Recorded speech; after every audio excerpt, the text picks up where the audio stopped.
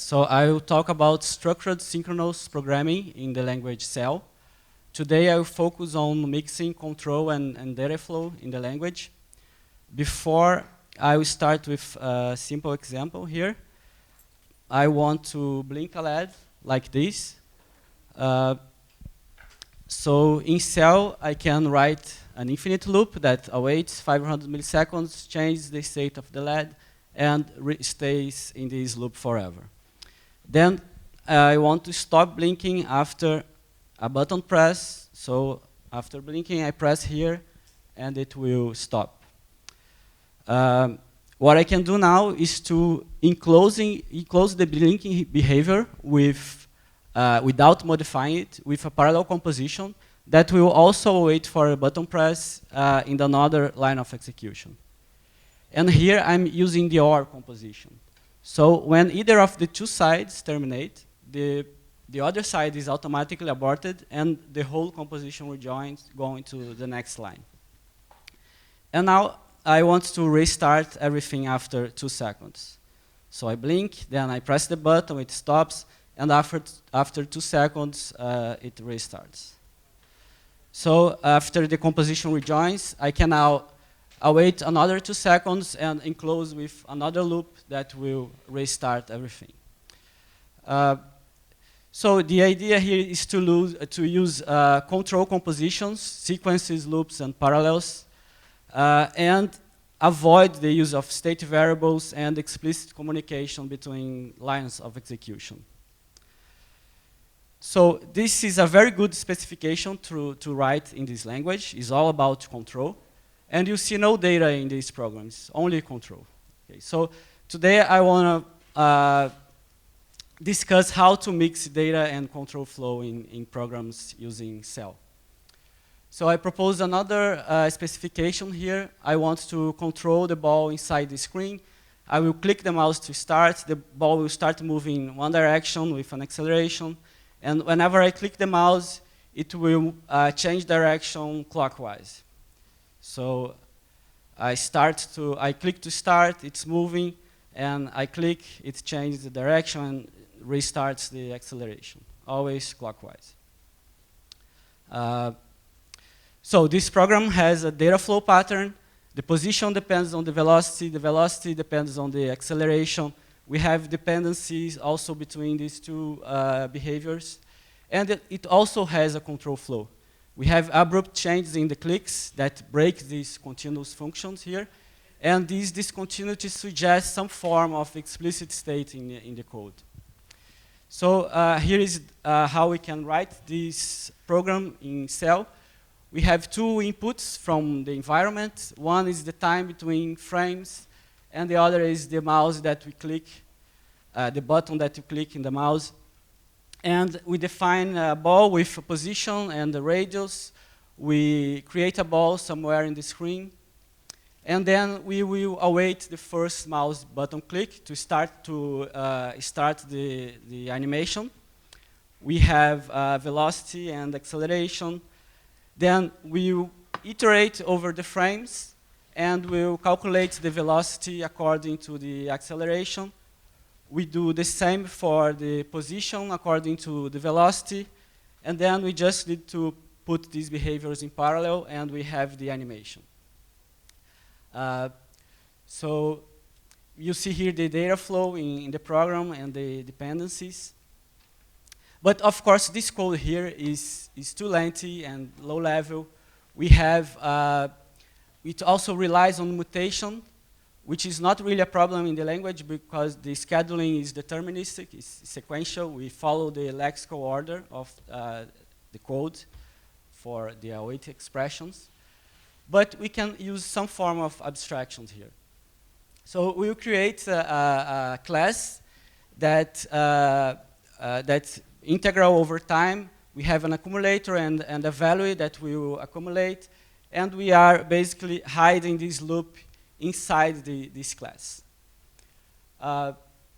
So these abstractions, they have an interface with fields and methods, just like objects.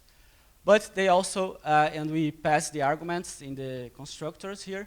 Just notice here that we are passing by reference, so we can change from inside the arguments. And the abstractions also have an execution body that we can write any code in the language, including these parallel compositions. And we call these abstraction organisms, but they are really similar to the original idea of objects in Simula that also had an execution body. But here, the important thing is that the organisms, they can react directly to the environment. They do not depend on the main application with cooperation between the organisms or some feeding of events like we have in the observer pattern. We just do directly. So we can now create the animation using this abstraction. Again, we await the mouse button, we have the velocity and the acceleration, and now we declare two instances of this integral over time. Just a normal variable declaration. Notice here that they are anonymous because everything is happening inside the execution body. We don't need, in this case, a reference to these organisms. And when we have a declaration for an abstraction, the execution body starts to execute in parallel with the block in which they are defined. You have a question? Yeah. So what kind of thing is next frame? It's an input event that comes from the environment following the frame rate that you want. It depends on the application. Okay. So next frame, is that something in the library or something you've declared? Yes, you need some interfacing with a library. In this case, it's a game library or something like that. So it's the same kind of thing as mouse button? Yes. Okay. Yes. And what kind of thing is DT? DT is the value that has elapsed between two frames. Okay. So if you want a frame rate of 50 milliseconds, 50 frames per second, this value usually will be 20 milliseconds, but can be 19 or 21. And if I had said every DT in mouse button do, then what kind of thing would DT be? Would be the button that you clicked, left or right, for example. Okay, so I should maybe understand those as a kind of stream of events, and then when I say every something in, then I bind the individual events coming out of the stream? Exactly. Thanks. You probably need, of course, the documentation to know what the event is carrying. Yeah. Thanks. Okay. So whatever comes next, the three dots there, is the organism body is executing implicitly in parallel with that. Okay. And here in this example, I will just move right, so I wait forever, and these things are happening implicitly. So just a second. Now I have the same behavior, but just moving right because I didn't write the rest of the code. How does it actually execute these things in parallel? Does it require some synchronization because you are changing the values in one parallel block, the same value in one parallel block and reading in the another one? Yeah, no, this is related to the synchronous execution semantics. Basically, when we awake, if two things awake for the same event, we awake them in sequential order. We follow the lexical order in the code, and we execute the first one. Then we guarantee that we will await again, so it will not run forever. So it basically works like the event loop in Yes. JavaScript and so on. Okay, Yes. thank you. It's a similar semantics. So now I want to make the turns. Again, I just await the first mouse button, and this is exactly the same code as before, but I will not await forever. I want to move down. And basically, I will copy and paste this code, and I will change the arguments here. Okay, now I want to move vertically. And you see that this will not work exactly as we want. When I click the mouse, you see that the previous dependency is still alive. I'm moving in both directions, right? Because the dependency is still alive. It is still running in the background. So what I do here is this is the dependency that is still alive. I will enclose these dependencies with an explicit scope. So for the semantics for organisms is that when they go out of scope, not only the data is reclaimed, but also the execution body that is running implicitly in parallel is automatically aborted. So we have lexical scope for execution as well. In this case, this is the lexical scope, and when I awake from the mouse button, it will go out of scope, so the dependency will be broken. And this is how we can mix data and control flow in the language, basically using control flow to change the scopes and this idea of organisms to have something hidden in the abstraction. So closing the loop, I just copy and paste right, down, left, and up. Okay? And of course, again, this is lengthy code, but regular. I'm just changing the arguments again. So the velocity and the acceleration. So it's possible to abstract with another class, and here I have a class move until button is pressed, and I will hide this control flow inside this class. And now I just need to declare an instance of this thing.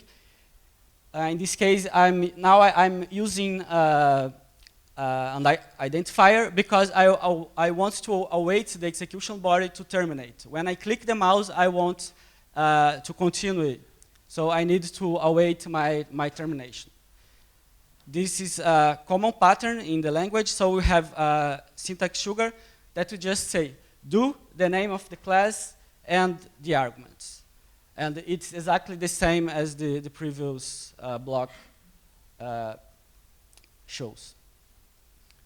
So the full application, we have the inputs, the abstractions, and the data, and finally the control flow now is much smaller. We await the first mouse button to start, and we do the movements in the 4 directions with a loop to restart. Any questions? Okay. I showed very low-level abstractions to hide that loop, but I can also, of course, move to more high-level abstractions. Now I want to have 2 players. So each one I will control with a different mouse button. So this one I'm using the left, and the other one I'm using the right button. And now you see that I will use the value of the input. Okay, so the mouse button carries the left or right information about the mouse click. And basically, I will hide the previous control flow inside the class player. It will receive the ball that I want to move, and also the button that I want to react. And then, now I need to change the previous class to also receive the button that I want to react to. And now it's here in the interface. And basically now I say I will await the mouse button until the mouse that I clicked is the same one that I'm expecting from the constructor. And in this example, I will not do anything else. I will just have both balls reacting independently, one for each player. Any questions here?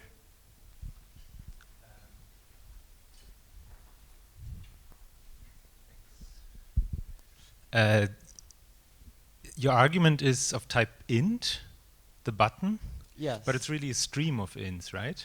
Yes. Is that distinguished at the type level or somehow? When that's related to his question. If you want to handle it as a string, we will use the every construct because we want every single occurrence of that event. But sometimes I just want to react to one instance. So I just say await that. So it can be seen as a stream or as a single occurrence. It depends on the context of how you use it. So you could also use like an integer literal as a stream, and then it only has one event, or multiples, or like if I put a 5 in as an argument into this player, what would happen? Where would then? But this is in the library. The library will say I will pass an integer, and the integer means 1 is left, 0 is right, and 2 is middle. So you have to look at the interface of these input events. Everything that has an input comes from outside. I'm not controlling it inside the program. It comes from outside. Okay. But isn't the distinction between an individual int and a stream of ints whether you say input or var? Is that the case, or? I didn't understand it. Yeah. So in the code you have mouse button there is a stream of button events, right? Yes. Whereas button left is an individual click of a mouse button, right? Yes. And so the difference between those two is that one of them is declared as input and the other one is declared as var, right? Yeah. Here is not the name of the string. It's a value of that string. Right. So it's an enumeration. Yeah. Okay. Because I think that the previous question was assuming that button left in fact was a stream when in fact it is not. It's an element of that stream. It's an element of that string. Okay. Sorry, I didn't understand. Okay. So there is this distinction for data flow. We have two general approaches: pull and push data flow. And in the pull approach, when we want to compute a value, we will continuously read from the source values and do the computation. That's what we did in the integral. We have a loop inside the integral that will read continuously the dependencies and recalculate itself. But we also have the push approach, in which the source value will notify of its change, and anyone that wants to compute something can listen for those changes. So I propose here another example that will use the push approach.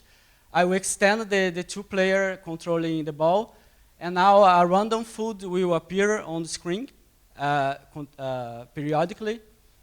And when a player eats the food, it will increase the radius.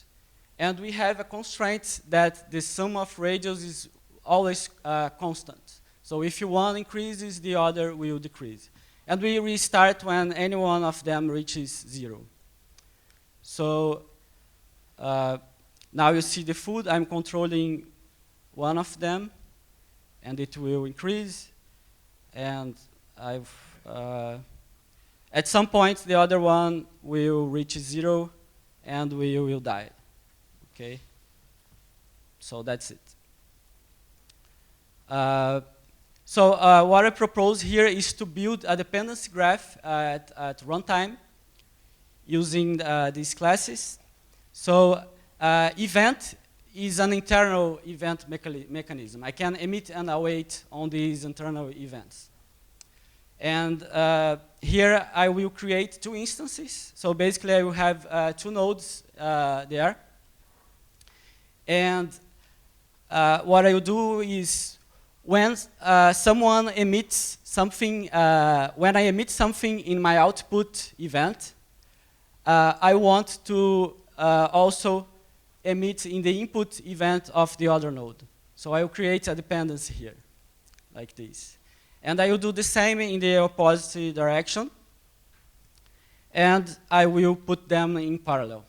So the dependencies are alive. I still need, so I will await something in my in event, and I will do something, and I will emit something in my output event. Okay, that's what is still missing, is how to close this loop, and this will happen in the player class. I now pass each player a different node to control, and inside this node, when I have received something in my input event, I will increase the radius and will emit the opposite value in my output event. So now basically I'm closing this loop here. I mutate the radius with something v that I receive, and I pass minus v. And the balls, they don't know that this dependency exists. It's declared outside it. So, but we still need the initial stimulus that happens when we collide with the food.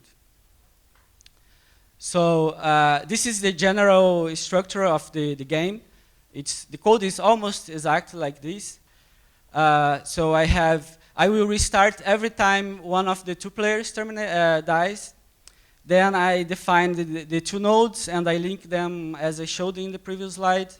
I have both players defined here.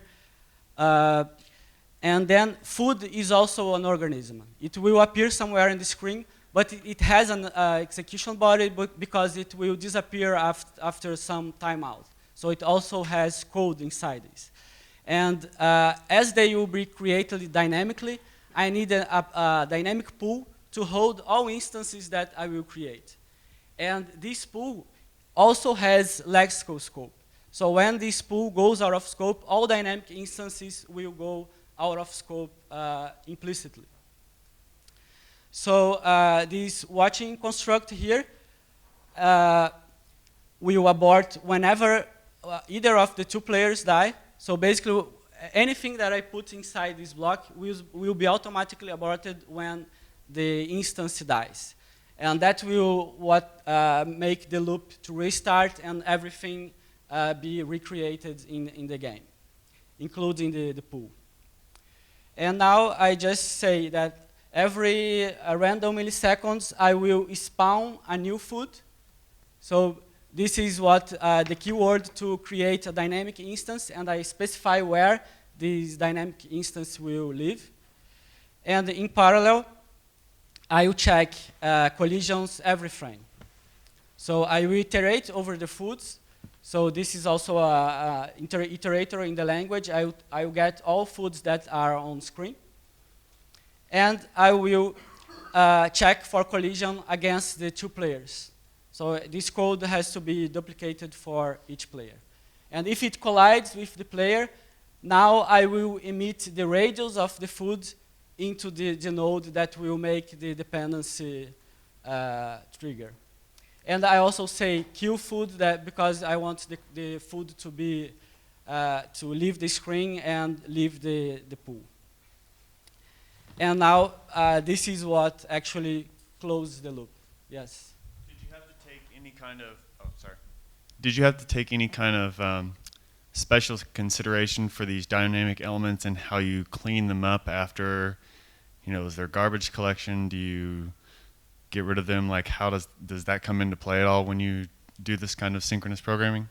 So there are two ways dynamic instance can be reclaimed.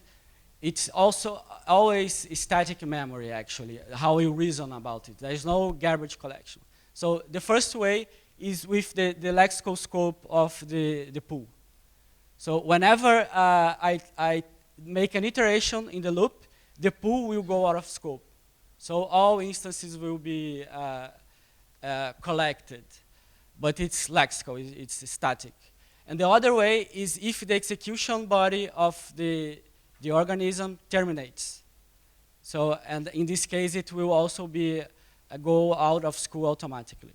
And the language, when we are dealing with pointers, the language will enforce that you handle the case that the pointer terminates with this watching construct. Thank you. Yes.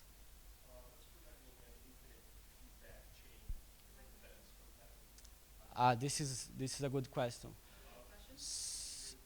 The question was, I have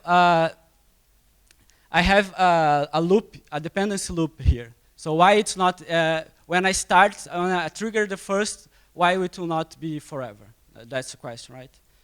So let me go back.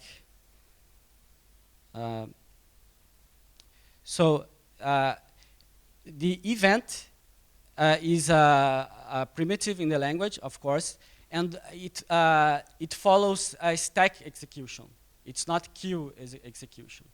So when I emit something, suppose I emit here in my output. I will not go and await again my input. The continuation here will go to a stack.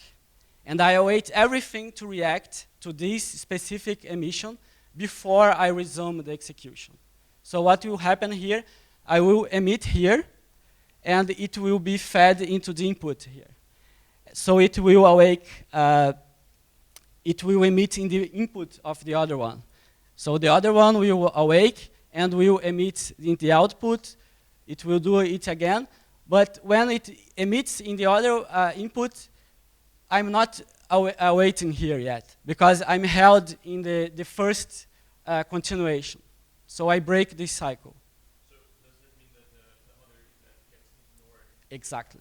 Exactly.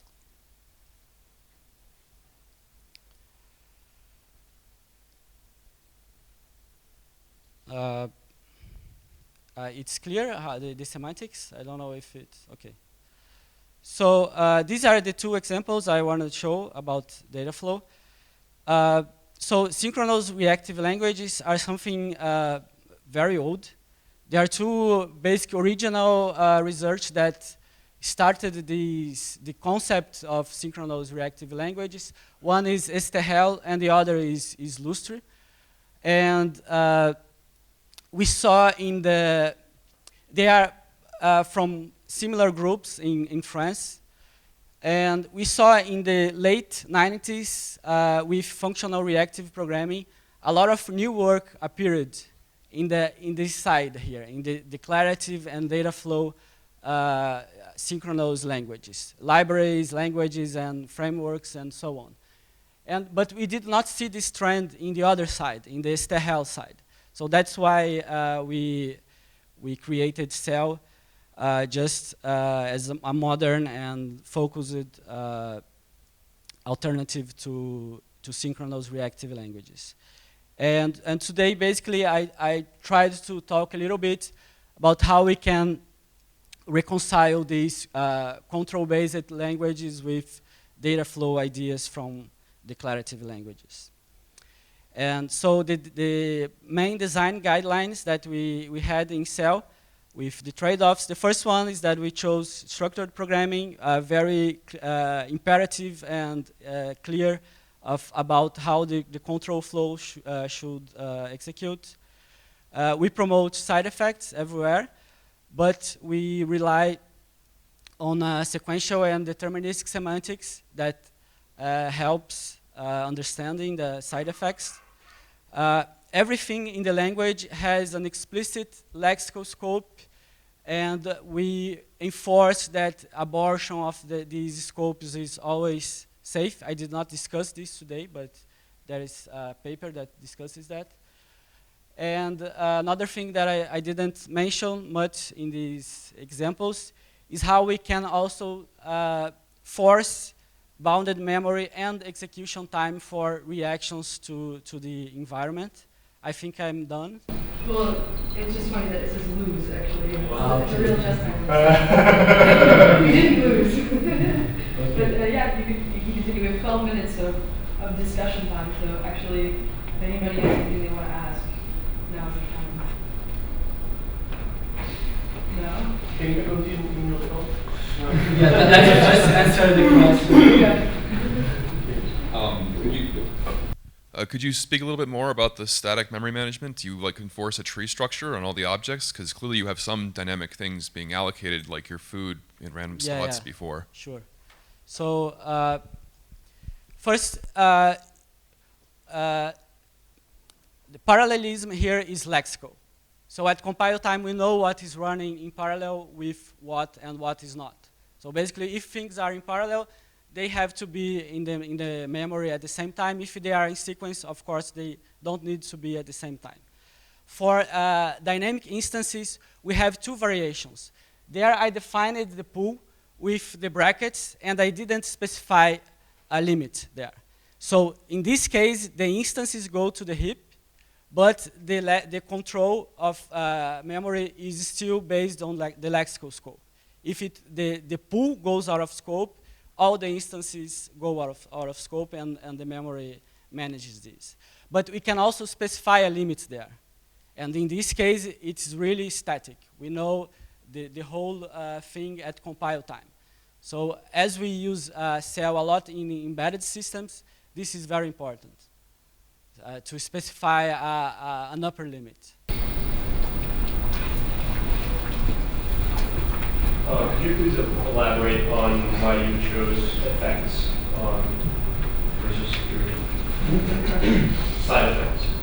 Side effects. Because that seems to be against the trend. So basically, because we usually we started with embedded systems, and the interaction with C is the rule. If we don't have C, we cannot do anything, and we have a lot of calls to send this message over the radio, and we have to pass a buffer. So the interaction with C already implies side effects.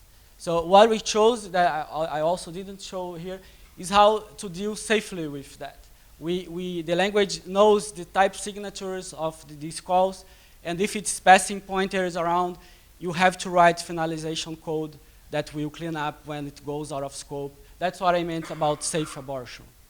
So, and I also think it's more convenient. I like side effects, so.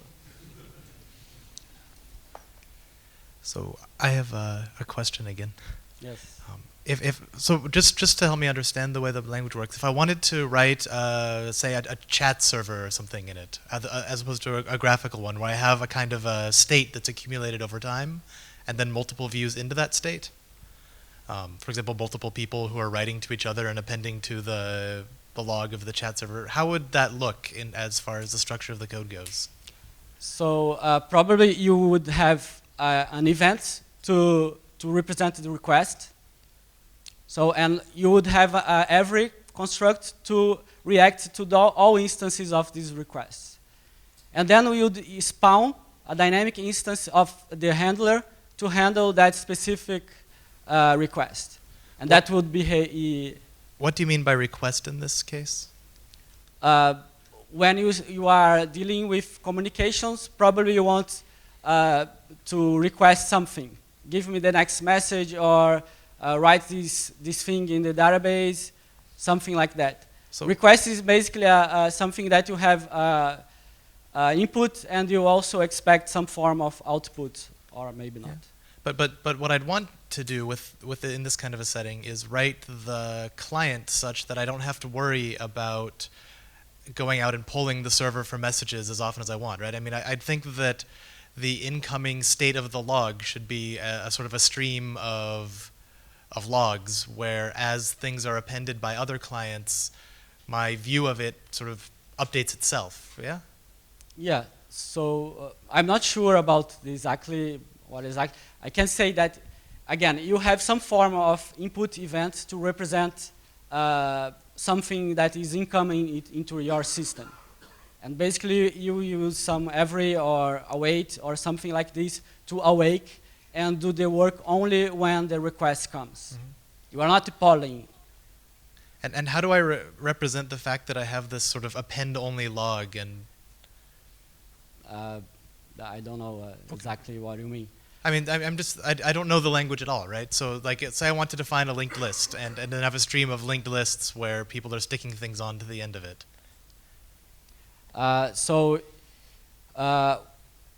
You probably will write some code in C in this case. So I couldn't express that in, I can't pronounce the name of the language. Cell, yes.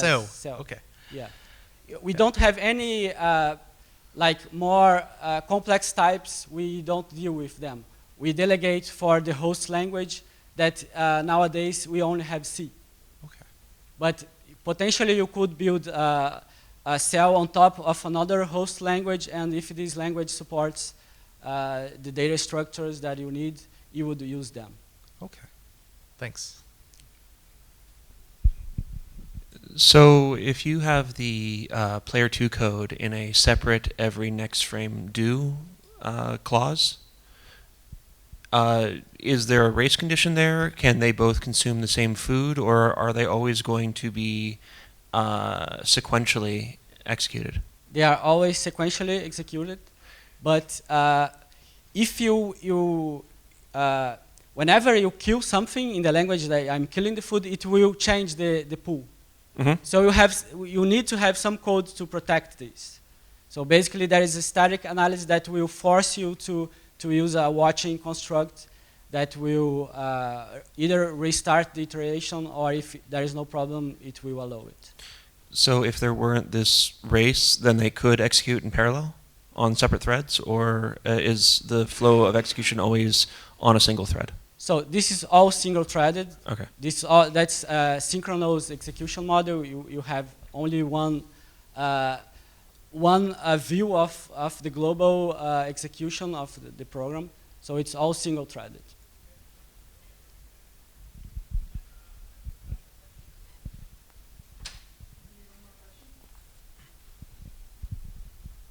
Can one do an await on multiple channels at once? Or I might not be using the right terminology, but you said before about events coming in and doing an await to wait for an event to come in. Can I put multiple input sources in an await and thus potentially be handling one while another input is getting events and dropping them on the floor? Probably use the parallel construct for that. You have a parallel every something in parallel with every another something. Yes. Do you have a notion of termination for these streams? No.